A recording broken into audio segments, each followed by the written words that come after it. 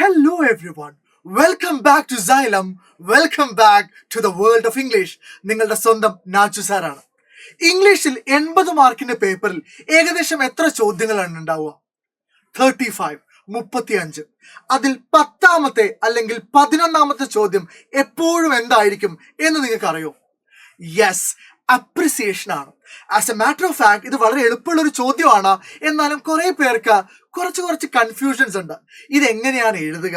തന്നിരിക്കുന്ന സ്റ്റാൻസിയുടെ മാത്രം അപ്രിസിയേഷൻ എഴുതിയാൽ മതിയോ? എത്ര പാരഗ്രാഫുകളായിട്ട് എഴുതിയാലാണ് 5 മാർക്കുകൾ കിട്ടുക? എന്തൊക്കെയാണ് നിങ്ങൾ നിർബന്ധമായിട്ടും ആഡ് ചെയ്തിരിക്കേണ്ട ഇൻഫർമേഷൻ?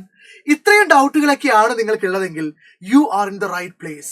അതുകൊണ്ട് തന്നെ ഈ വീഡിയോ നിങ്ങൾ സ്കിപ്പ് ചെയ്യാതെ അവസാനം വരെ കാണണം. ഈ ഒരു വീഡിയോ കഴിയുന്നതോടുകൂടെ അപ്രിസിയേഷൻ എങ്ങനെ എഴുതണമെന്ന യാതൊരു സംശയങ്ങളും നിങ്ങൾക്ക് ഉണ്ടാവില്ല. That's my promise. ഈ വീഡിയോ കണ്ടു കഴിഞ്ഞതിന് ശേഷം നിങ്ങൾക്ക് കമന്റ് ബോക്സിൽ നിങ്ങളുടെ അഭിപ്രായങ്ങൾ അറിയിക്കാം. ആദ്യമായിട്ടാണ് Xylem SSLC ചാനൽ നിങ്ങൾ വരുന്നതെങ്കിൽ ചാനൽ സബ്സ്ക്രൈബ് ചെയ്യുന്ന കാര്യം പരിഗണിക്കുക. So children, how many paragraphs you should include in an appreciation? Ideally 3 paragraphs. 3 പാരഗ്രാഫുകളായിട്ട് എഴുതുന്നതാണ് എപ്പോഴും സേഫ്, എപ്പോഴും നല്ലത്. ഏതൊക്കെയാണ് ആ 3 പാരഗ്രാഫുകൾ? ഒന്നാമത്തെ പാരഗ്രാഫില് നിങ്ങൾ തന്നിരിക്കുന്ന പോയത്തെ കുറിച്ച് ഒരു ഇൻട്രൊഡക്ഷൻ കൊടുത്തിട്ടുണ്ടായിരിക്കണം. ഇൻട്രൊഡക്ഷൻ എന്ന് പറഞ്ഞു കഴിഞ്ഞാൽ ആരാണ് പോയറ്റ്, ദെൻ എന്താണ് ആ പോയത്തിന്റെ തീം, വേണമെങ്കിൽ ആ പോയത്തിന്റെ ഒരു ബേസിക് സ്ട്രക്ചറിനെ കുറിച്ച് വേണമെങ്കിൽ നിങ്ങൾക്ക് പറയാം. ഇത്രയും എഴുതി കഴിഞ്ഞാൽ ഒന്നാമത്തെ പാരഗ്രാഫ് ആയി. ഇനി അതിൽ തന്നെ ഏറ്റവും പ്രധാനപ്പെട്ട ഇൻഫർമേഷൻ എന്താണ്? തീം ഓഫ് ദ പോമാണ്. ഇവിടെ നിങ്ങൾക്കൊരു ഐഡിയ ഉണ്ട്.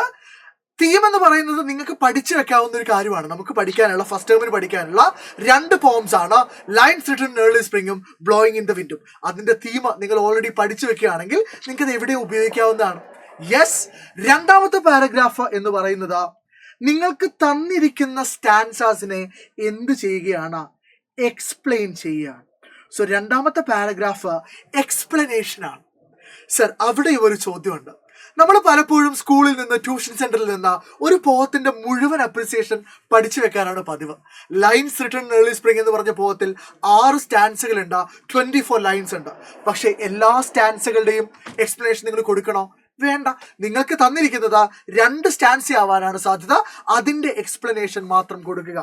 ദെൻ മൂന്നാമത്തെ ഏറ്റവും പ്രധാനപ്പെട്ട പാരഗ്രാഫിലാണ് നിങ്ങൾ ആ തന്നിരിക്കുന്ന സ്റ്റാൻസാസിൽ ഉപയോഗിച്ചിരിക്കുന്ന ഫിഗേഴ്സ് ഓഫ് സ്പീച്ചിനെ കുറിച്ച് ഇലാബറേറ്റ് ചെയ്യേണ്ടത്. യെസ്, ഫിഗേഴ്സ് ഓഫ് സ്പീച്ച് എന്ന് പറഞ്ഞാൽ സിമിലി, മെറ്റഫർ, അലിട്രേഷൻ, പേഴ്സോണിഫിക്കേഷൻ, ഇത്തരം പോയറ്റിക് ഡിവൈസസ് യൂസ് ചെയ്തിട്ടുണ്ടെങ്കിൽ അത് നിങ്ങൾ കൃത്യമായി എക്സാമ്പിൾ സഹിതം മെൻഷൻ ചെയ്യുക.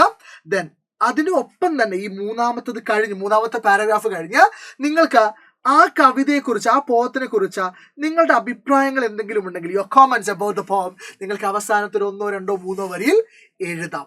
ഇത്രയും കാര്യങ്ങളാണ് നിങ്ങളൊരു അപ്രിസിയേഷൻ എഴുതുമ്പോൾ ശ്രദ്ധിക്കേണ്ടത്. സർ, പക്ഷേ ഇതിനല്ല സർ ഞങ്ങൾ ഈ വീഡിയോ കാണാൻ വേണ്ടി വന്നത്. ഇത് ഞങ്ങൾക്ക് അറിയാം സർ. എങ്ങനെ ഇത് എഴുതാമെന്ന് സാർക്കൊന്ന് പറഞ്ഞു തരാലോടാ.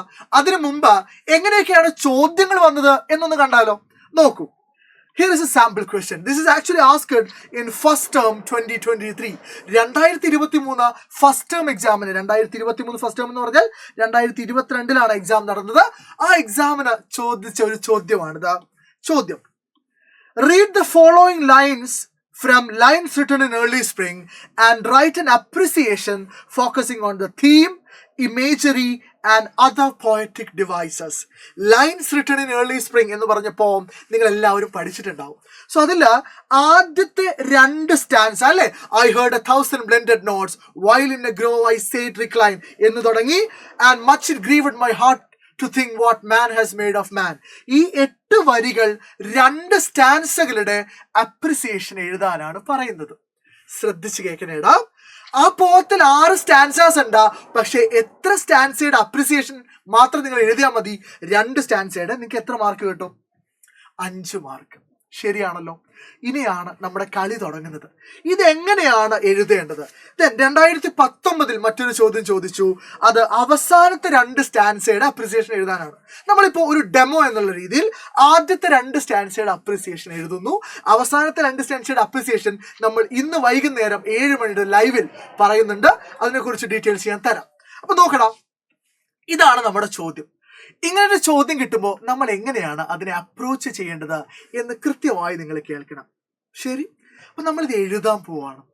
അതാണ് ഈ ലൈവിലെ അല്ലെങ്കിൽ ഈ ഒരു വീഡിയോയിലെ ഏറ്റവും ഹൈലൈറ്റ് ആയിട്ടുള്ള കാര്യം. നമ്മളിത് എഴുതി പഠിക്കാൻ പോകുന്നു എന്നുള്ളതാണ് ഇതിന്റെ ഹൈലൈറ്റ്. ശ്രദ്ധിച്ച് കേൾക്കണേടാ. നിങ്ങൾ എപ്പോഴും ഒരു അപ്രിസിയേഷൻ എഴുതുന്ന സമയത്ത് നിങ്ങൾ അതിനൊരു ടൈറ്റിൽ കൊടുത്തിട്ടുണ്ടായിരിക്കണം. സോ എന്താണ് നിങ്ങളുടെ ടൈറ്റിൽ? ടൈറ്റിൽ വളരെ സിമ്പിൾ ആണ്. നിങ്ങൾ ആ പോത്തിന്റെ പേര് എഴുതുന്നു, ഒരു ഹൈഫൺ ഇടുന്നു, അതിനുശേഷം എന്ത് എഴുതുന്നു? ആൻ അപ്രിസിയേഷൻ എഴുതുന്നു. So let's begin with lines written in early spring an appreciation. ഇത്രയും എഴുതി കഴിഞ്ഞാൽ അതിന്റെ ടൈറ്റിലായി. ഇനി നമ്മൾ ഇതിന്റെ ഇൻട്രൊഡക്ഷൻ എഴുതുന്നു. എന്തെഴുതുന്നു? ഇൻട്രൊഡക്ഷൻ എഴുതുന്നു. ആദ്യത്തെ പാരഗ്രാഫ് എഴുതുന്നു. എങ്ങനെയാണ് എഴുതുന്നതെന്ന് ശ്രദ്ധിക്കൂ. ഞാൻ ആദ്യം പറയുന്നു, lines written in early spring is A beautiful പോം റിട്ടൺ ബൈ വില്യം വേർഡ്സ്വർത്ത്. ഇത്രയും പറയുന്നു. എന്നിട്ട് ഞാൻ കോമ ഇടുന്നു. എന്തിനാ വില്യം വേർഡ്സ്വർത്ത് വേണ്ടി ഞാൻ കോമ ഇടുന്നത്? അയാളെ പറ്റി എനിക്ക് കുറച്ച് കാര്യം കൂടെ പറയാനുണ്ട്. Who is popularly known as the poet of nature. ഇങ്ങനെ ഞാൻ തുടങ്ങുന്നു. അവിടെ ബ്യൂട്ടിഫുൾ എന്ന് പറഞ്ഞ വേർഡിന് പകരം നിങ്ങൾക്ക് സ്പ്ലെൻഡഡ് എന്ന് പറഞ്ഞ വേർഡ് യൂസ് ചെയ്യാം, അല്ലെങ്കിൽ അതിന് സിനോണിമസ് ആയിട്ടുള്ള ഏത് വേർഡ് വേണമെങ്കിലും യൂസ് ചെയ്യാം. ശരിയാണല്ലോ. ഇനി ഞാൻ പതുക്കെ പറഞ്ഞു വരേണ്ടത് എന്താണ് ഈ പോത്തിന്റെ തീം എന്നുള്ളതാണ്. കേട്ടോളൂ. ഇങ്ങനെ നമുക്ക് പറയാം. The poem celebrates the relationship between man and nature. ഈ പോം പ്രകൃതിയും മനുഷ്യനും തമ്മിലുള്ള ബന്ധത്തെ എന്ത് ചെയ്യുന്നു? സെലിബ്രേറ്റ് ചെയ്യുന്നു. Okay. The poet talks about, പോയിട്ട് സംസാരിക്കുന്നു എന്തിനെ കുറിച്ചാ? The coexistence and harmony in the world of nature. കോഎക്സിസ്റ്റൻസ് എന്ന് പറഞ്ഞാൽ സഹവർത്തിത്വം എന്നാണ്. ഹാർമണി എന്ന് പറഞ്ഞു കഴിഞ്ഞാൽ ഒത്തൊരുമ എന്നാണ്. സോ നേച്ചറിലെ കോഎക്സിസ്റ്റൻസിനെ കുറിച്ചും ഹാർമണിയെ കുറിച്ചും പോയിട്ട് സംസാരിക്കുന്നു. ആൻഡ് എക്സ്പോസസ്, തുറന്നു കാട്ടുന്നു, റിവീൽ ചെയ്യുന്നു, the cruelties and disharmony in human world. ഇത്രയും പറഞ്ഞു കഴിഞ്ഞാൽ അതൊരു ഗംഭീര തീമായി. അതിന് വേണമെങ്കിൽ നിങ്ങൾക്ക് ഇനിയും പറയാം. എന്താ? The poem is arranged in 6 quatrains. Quatrain എന്ന് പറഞ്ഞു കഴിഞ്ഞാൽ 4 വരികളിലുള്ള ഒരു സ്റ്റാൻസ് ഒക്കെയാണ് നമ്മൾ ക്വാട്രെയിൻസ് വിളിക്കുക. Then arranged in 6 quatrains with rhyme scheme of AB. So ഇത്രയും എഴുതി കഴിഞ്ഞാൽ ഒരു പാരഗ്രാഫായി, ഇൻട്രൊഡക്ഷൻ ആയി. യെസ്. ഇനി രണ്ടാമത്തെ പാരഗ്രാഫിൽ നമ്മൾ എന്താ എഴുതേണ്ടത്? രണ്ടാമത്തെ പാരഗ്രാഫിൽ തന്നിരിക്കുന്ന സ്റ്റാൻസാസിന്റെ ഇലാബറേഷൻ ആണ്, എക്സ്പ്ലനേഷൻ ആണ്. ആൻഡ് അവിടെ എനിക്ക് നിങ്ങളോട് പറയാനുള്ള കാര്യം, എൻ്റെ കുഞ്ഞ് എക്സ്പീരിയൻസിൽ നിന്ന് പറയാനുള്ള കാര്യം, കുട്ടികൾ എപ്പോഴും ചെയ്യുന്ന ഒരു കാര്യം, ആ ലൈൻസ് അതുപോലെ എടുത്ത് എഴുതി വെക്കും. അങ്ങനെ ഒരിക്കലും എഴുതി വെക്കരുത്. And it will not fetch you 5 out of 5. നിങ്ങൾ എന്ത് ചെയ്യണം? അതിനെ നിങ്ങൾ ഇലാബറേറ്റ് ചെയ്യണം. അതിനെ നിങ്ങൾ നിങ്ങളുടെ ഭാഷയിലാക്കിയിട്ട് മാറ്റണം. അപ്പൊ എങ്ങനെയാണത് മാറ്റാം? നോക്കൂ. Once, ഒരിക്കൽ, the poet was sitting in a grove in a happy and relaxed mood. ശരിയാണല്ലോ. And he heard 1000 blended musics of nature. അദ്ദേഹം എന്ത് കേൾക്കുന്നു? 1000 blended music of nature കേൾക്കുന്നു. ഇത്രയും കാര്യം ആദ്യത്തെ 2 വരി ഞാൻ എന്ത് ചെയ്തു? എക്സ്പ്ലെയിൻ ചെയ്യുന്നു. പിന്നെ 2 വരി എന്തൊക്കെയായിരുന്നു ഓർമ്മയുണ്ടോ? I heard 1000 blended notes while in a grove I said recline. അടുത്ത 2 വരി നോക്കൂ. The poet was in a sweet mood. Poet ഒരു sweet മൂഡിലായിരുന്നു. A lot of pleasant thoughts came into his mind. ഒരുപാട് നല്ല ചിന്തകൾ അയാളുടെ മനസ്സിലേക്ക് വന്നു. along with some sad thoughts. കുറച്ച് മോശം ചിന്തകളും അതിൻ്റെ കൂടെ വന്നു. ഇത്രയും എഴുതി കഴിഞ്ഞാൽ ഒന്നാമത്തെ സ്റ്റാൻസയുടെ എക്സ്പ്ലനേഷനായി. മനസ്സിലാവുന്നുണ്ടോടാ? യെസ്. ഇനി ശ്രദ്ധിക്കണേ. ഈ പാരഗ്രാഫ് ബ്രേക്ക് ചെയ്യാതെ രണ്ടാമത്തെ സ്റ്റാൻസയുടെ എക്സ്പ്ലനേഷൻ നിങ്ങൾക്ക് അതിൽ തന്നെ എഴുതാം. എങ്ങനെയാ രണ്ടാമത്തെ പാരഗ്രാഫ് സ്റ്റാൻസ് തുടങ്ങുന്നത്? To her fair works did nature link the human soul that through me ran, and much it grieved my heart to think what man has made of man. ഇതല്ലേ stanza? ഇതിനെ ഞാനൊന്ന് elaborate ചെയ്ത് തരാം. നോക്കൂ. Nature has linked, പ്രകൃതി ബന്ധിപ്പിച്ചിട്ടുണ്ട്. എന്തിനെ? Har fair works, അവളുടെ സൽപ്രവൃത്തികളെ, to the human soul. It means that, ഇതുകൊണ്ട് അർത്ഥമാക്കുന്നത്, there is a deep connection between man and nature, right? And the poet became extremely sad and depressed. Poet extremely sad and depressed ആവുന്നു when he thought about what man has done against man and nature. മനുഷ്യനോടും പ്രകൃതിയോടും എന്താണ് ചെയ്തത് എന്ന് ആലോചിച്ച സമയത്ത് poet എന്താവുന്നുണ്ട്? Sad and depressed ആവുന്നുണ്ട്. നോക്കൂ, ആ line ഉണ്ടല്ലോ നിങ്ങളുടെ രണ്ടാമത്തെ സ്റ്റാൻസയിലെ 4ാമത്തെ വരി. ടെക്സ്റ്റ് ബുക്ക് എടുത്ത് വെക്കണേടാ. What man has made of man. ആ ലൈനിന്റെ ഇലാബറേഷൻ എന്താണ്? എക്സ്പ്ലനേഷൻ എന്താണ്? What man has done against man and nature എന്നാണ്. സോ ഇത്രയും കഴിഞ്ഞാൽ നിങ്ങളുടെ രണ്ടാമത്തെ പാരഗ്രാഫും കഴിഞ്ഞു. ഇനി 3ാമത്തെ പാരഗ്രാഫിലാണ് നിങ്ങൾ എന്ത് ഉപയോഗിക്കേണ്ടത്? പോയറ്റിക് ഡിവൈസസിനെ കുറിച്ച് എഴുതേണ്ടത്. നമുക്കറിയാം ഇതിൽ കുറെ പോയറ്റിക് ഡിവൈസസ് ഒന്നുമില്ല. 1ാമത്തെ വരി ഐ ഹേർഡ് 1000 ബ്ലെൻഡഡ് നോട്ട്സ് എന്നുള്ള വരി ഹൈപ്പർബലി എന്ന ഫിഗർ ഓഫ് സ്പീച്ചിന് എക്സാമ്പിൾ ആണ്. ഹൈപ്പർബലി എന്ന് പറഞ്ഞാൽ ഒരു കാര്യത്തെ പെരുപ്പിച്ചു പറയാ, ഒരു എക്സാജറേറ്റഡ് സ്റ്റേറ്റ്മെന്റ്. കാരണം പോയറ്റ് പറയുന്നത് ഐ ഹേർഡ് 1000 ബ്ലെൻഡഡ് നോട്ട്സ് എന്നാണ്. ദെൻ അതേ വരി ഓഡിറ്ററി ഇമേജിന് എക്സാമ്പിൾ ആണ്. ശരിയാണല്ലോ. ദെൻ ആ 2ാമത്തെ വരിയിലുള്ള ഗ്രോവ് എന്ന് പറഞ്ഞ വേർഡ് വിഷ്വൽ ഇമേജിനുള്ള എക്സാമ്പിൾ ആണ്. 2ാമത്തെ സ്റ്റാൻസിലേക്ക് വരുമ്പോൾ to her fair works did nature link അല്ലെ. അവിടെ നേച്ചറിനെ ഹെർ എന്ന് പറഞ്ഞ് ഒരു സ്ത്രീ ആയിട്ട് അഡ്രസ് ചെയ്യുന്നുണ്ട്, അഭിസംബോധന ചെയ്യുന്നുണ്ട്. അതുകൊണ്ട് അതൊരു പേഴ്സോണിഫിക്കേഷൻ ആണ്. അതുപോലെ നേച്ചർ 2 കാര്യങ്ങളെ ലിങ്ക് ചെയ്യുന്നു എന്ന് പറയുമ്പോൾ അത് എന്താണ്? പേഴ്സോണിഫിക്കേഷൻ ആണ്.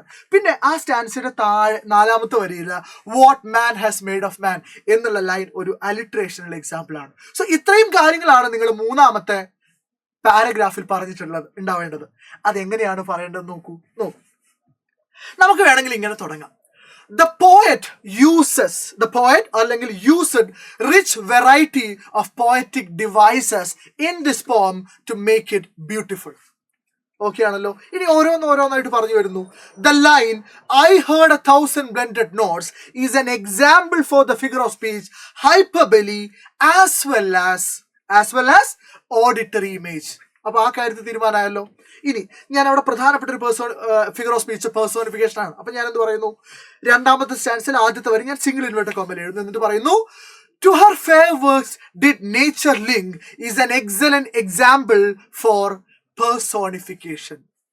Then the poet uses alliteration in the line what man has made of man and grove is an example for visual image.